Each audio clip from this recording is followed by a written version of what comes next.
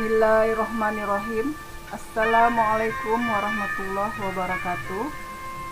Apa kabar anak-anak semua? Siswa-siswi MAN 1 Tanjung Jabung Timur.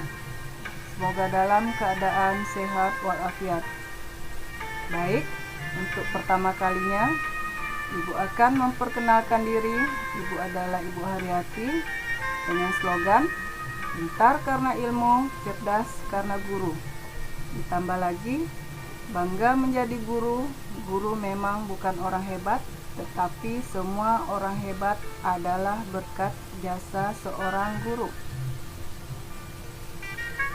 Pembelajaran kita kali ini bab 1, harmonisasi hak dan kewajiban asasi manusia dalam perspektif Pancasila.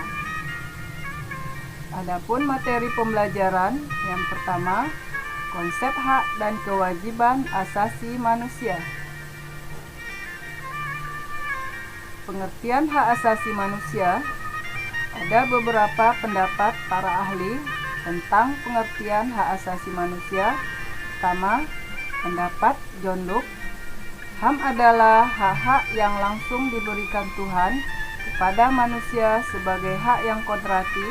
Oleh karena itu, tidak ada kekuatan apapun di dunia yang bisa mencabutnya.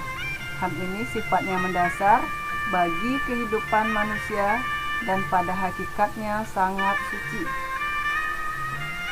Pendapat Frans Magnus Suseno, HAM adalah hak-hak yang dimiliki manusia bukan karena diberikan kepadanya oleh masyarakat, jadi bukan karena hukum positif yang berlaku, melainkan berdasarkan martabatnya sebagai manusia.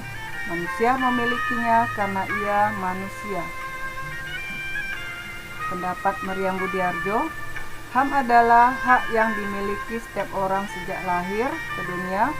Hak itu sifatnya universal sebab dimiliki tanpa adanya perbedaan kelamin, ras, budaya, suku, dan agama. Sedangkan menurut Undang-Undang Nomor 39 Tahun 1999 tentang Hak Asasi Manusia, HAM adalah seperangkat hak yang melekat pada hakikat keberadaan manusia sebagai makhluk Tuhan yang Maha Esa. Hak itu merupakan anugerahnya yang wajib dihormati, dijunjung tinggi, dan dilindungi oleh negara, hukum, pemerintah, dan setiap orang demi kehormatan serta perlindungan harkat dan martabat manusia.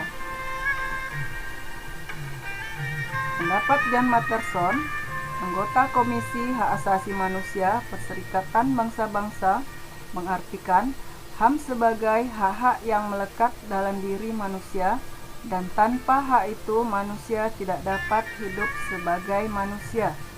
Dari pengertian tersebut, maka pada hakikatnya dalam HAM terkandung dua makna. Yang pertama, HAM merupakan hak alamiah yang melekat dalam diri setiap manusia sejak ia dilahirkan ke dunia. Hak alamiah adalah hak yang sesuai dengan kodrat manusia sebagai insan merdeka yang berakal budi dan berperi kemanusiaan. Tidak ada seorang pun yang diperkenankan merampas hak tersebut dari tangan pemiliknya. Kedua, HAM merupakan instrumen atau alat untuk menjaga harkat dan martabat manusia sesuai dengan kodrat kemanusiaannya yang luhur. Tanpa HAM, manusia tidak akan dapat hidup sesuai dengan harkat dan martabat kemanusiaannya sebagai makhluk Tuhan yang paling sempurna. Ciri-ciri HAM: yang pertama, bersifat universal, bersifat hakiki, bersifat tetap atau tidak dapat dicabut, bersifat utuh atau tidak dapat dibagi. Landasan pengakuan terhadap HAM: landasan yang langsung dari pertama, yakni kodrat manusia. Kodrat manusia adalah sama derajat dan martabatnya.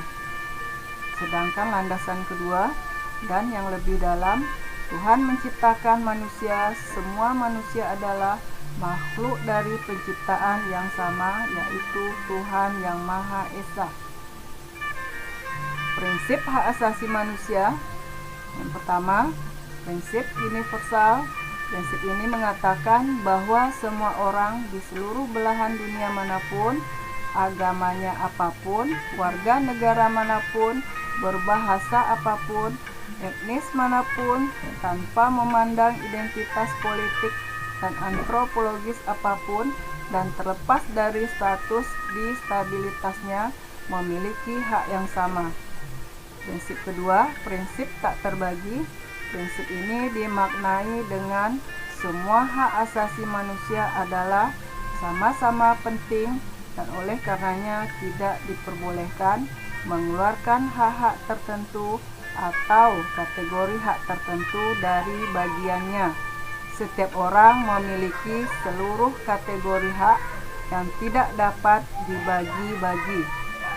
Prinsip ketiga, prinsip saling bergantung. Prinsip ini dimaknai dengan jenis hak tertentu akan selalu bergantung dengan hak yang lain. Contohnya, hak atas pekerjaan akan bergantung pada terpenuhinya hak atas pendidikan. 4. Prinsip saling terkait. Prinsip ini dipahami bahwa satu hak akan selalu terkait dengan hak yang lain, entah itu hak hidup, menyatakan pendapat, memilih agama dan kepercayaan, dan hak-hak lainnya adalah hak-hak yang mempunyai keterkaitan satu dengan lainnya dalam perlindungan dan pemenuhan hak asasi manusia secara keseluruhan. Sedangkan prinsip kelima, prinsip kesetaraan. Kesetaraan mensyaratkan adanya perlakuan yang setara, di mana pada situasi yang sama harus diperlakukan dengan sama, dan di mana pada situasi berbeda maka diperlakukan secara berbeda. Demikianlah pembelajaran kita hari ini. Semoga bermanfaat. Saya akhiri. Assalamualaikum warahmatullahi wabarakatuh.